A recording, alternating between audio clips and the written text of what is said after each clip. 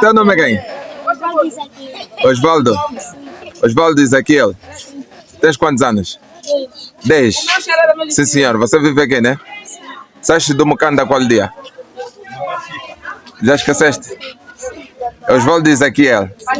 Olha, Osvaldo é muito especial. Ele não aceitou apanhar uma injeção de uma senhora porque saiu recentemente da circuncisão e, de acordo com a cultura, ele não pode ser picado por uma senhora. Então ele exigiu e nós tivemos que criar condições de um senhor ele dar a pica. Não é assim? Você mesmo fez uma coisa. Tem que ser assim, né? Aqui tem que ser assim, né? Mas te deram a pica. Já estás bem. Gostaste? Assim, se te picarem numa mulher, o que é que vai acontecer? É vergonha, né? Você tropa. Tá bom, tá bom. Já não estás mais doente depois de te picarem?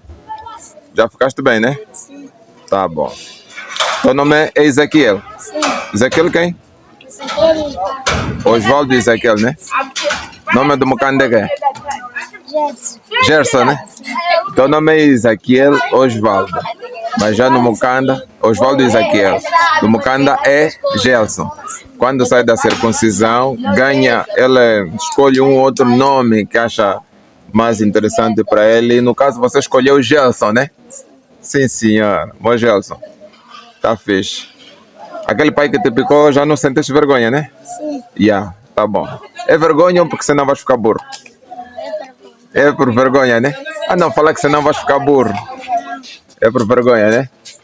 Tá bom, tá bom. Agora tá aqui o enfermeiro que fomos buscar para lhe dar pica.